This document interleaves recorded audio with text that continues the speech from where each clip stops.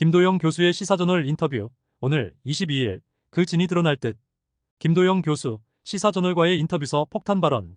정 목사 측 변호사가 고소인 측과 합의를 하려고 했다고 발언. 교단 측은 아직도 이에 대한 사실 여부 발표 없어. 정경 시사포커스 류재복 대기자. 오늘 22일 오전 10시 성폭행 및 강제추행 혐의로 1심에서 징역 23년을 선고받은 기독교복음선교회 새칭 JMS 정명석 목사의 항소심 6차 공판이 있다. 본지에서는 작년부터 이 사건을 계속 취재해왔고 특히 항소심 3차 때부터는 직접 재판에 참석하면서 참관기를 써오고 있다. 원래 이 사건으로 인한 정명석 목사의 구속 만기는 8월 15일이었다. 그러나 첨예하게 다툴 사안이 많았던 이 사건의 재판은 구속 만기까지 판결을 내릴 수 없는 상황이 연속되었다. 검찰이 주장한 공소사실을 반박하는 실체적 증거들을 변호인들이 계속 제출하면서 공소사실을 뒷받침하는 증거라곤 진술밖에 없는 검찰의 주장이 무색하게 무너져 내린 것. 오히려 고소인들의 주장이 거짓이라는 탄핵 증거들이 줄지어 제출되면서 해당 사건을 마무리하기에는 무리가 생긴 듯했다.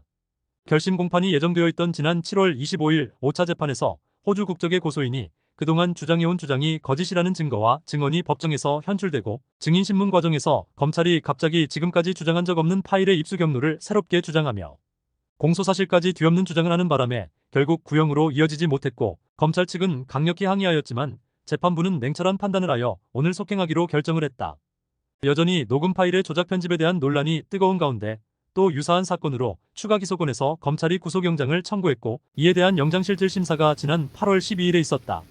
그러나 법원은 구속영장을 발부했다. 구속 사유는 죄질이 안 좋아서 증거인멸 우려, 도주 우려 등으로 나뉘어져 있었는데 현재 정명석 목사의 모든 증거들이 압수 및 제출된 상태이고 전자발찌에 위치 추적 장치가 있어 도주 우려도 없다고 사료되어 구속이 쉽지 않은 상황으로 보였다. 항소심에서도 핵심 증거인 녹음 파일이 등사된 이후 감정을 맡은 분석기관마다 입을 모아 조작 편집되었다는 결론을 내고 있고 그 밖에도 고소인들의 진술이 거짓임이 속속 드러나고 있는 상황이기에 본지에서는 당연히 정명석 목사가 석방될 것으로 생각했다.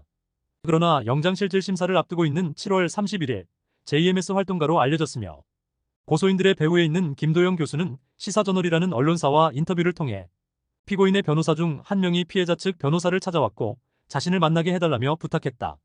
는 사실이 알려진 후 공교롭게도 8월 13일 정명석 목사는 다시 구속이 됐다. 작년부터 본지에서는 이 사건을 취재해왔지만 정명석 목사와 변호인들은 작년부터 일관되게 무죄를 주장해왔고 검찰의 주장을 탄핵하며 지금까지 왔다. 항소심에서 핵심 증거인 녹음 파일이 등사된 이후 감정을 맡은 분석기관마다 모두가 조작 편집되었다는 결론 나와 정 목사 모르게 정 목사 측 변호인이 고소인과 만났다면 중대사건. 그런데 돌연 변호사 중 한 명이 정말로 사실로 고소인 측 변호인을 찾아갔다면 그 행위는 수상한 것을 넘어 기괴하다는 생각까지 든다. 성범죄 사건에서는 가해자 측에서 피해자를 찾아간다면 그것이 2차 가해가 되어 구속 사유가 된다는 것을 변호사가 몰랐을까? 변호사라면 모를 리가 없다. 상식적이지 않은 행동을 인지한 취재 기자로서는 매우 수상함을 느끼게 된다. 구속심사를 앞두고 있는 의뢰 인정 목사의 합의를 시도하라고 지시했을 리가 없을 텐데 이 타이밍에 정말로 고소인 측 변호사를 찾아갔다면 이는 중대한 사건이다. 2년 동안 무죄를 주장해온 의뢰인이 또 그 주장에 동의하는 변호사라면 고소인 및 고소대리인을 찾아갔다는 사실은 도저히 있을 수가 없는 일이다. 그런데 일부에서는 지금 그것이 사실이라는 이 있다. 그렇다면 과연 그 자살골을 시도한 변호사는 누구인가? 사실이라면 이제부터 그 변호사를 추적해보겠다.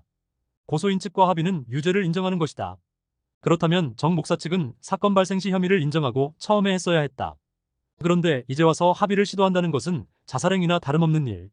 그러나 어쨌든 고소인을 대리했다는 김도영 교수가 시사저널과 인터뷰를 했다. 그렇다면 선교회 측은 당장 사실관계를 확인해야 하는 것이 아닌가?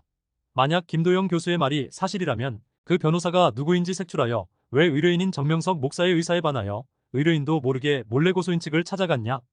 고 확실하게 책임을 물어야 하고 사실이 아니라면 교단 측은 김도영 교수를 허위사실 유포로 고발을 하는 것이 정상이다. 그런데도 아직 확실한 해명이 없다. 이에 대하여 본지에서는 이미 8월 14일자 칼럼을 통해 김도영 교수의 시사저널 인터뷰 사실인가? 가짜인가? 를 보도한 바 있다. 그런데도 왜 교단은 아직도 김도영 교수의 인터뷰에 대한 진위 여부를 공개하지 않고 있는가? 그 사실 여부를 공개하지 않는 것은 의혹을 갖게 한다. 만약 김도영 교수의 인터뷰가 사실이라면 오늘 22일 6차 공판에서 반드시 관련된 얘기가 나올 것이고 틀림없이 논란이 될 것으로 예상된다.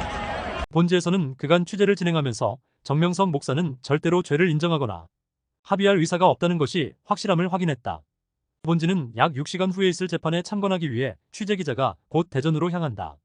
그 기자는 오늘도 재판을 참관 후 참관기를 쓸 것이다. 그러나 그 내용이 지금으로서는 알 수 없지만 법정에서의 사실 그대로를 알리게 될 것이다. 출처 정경 시사 포커스.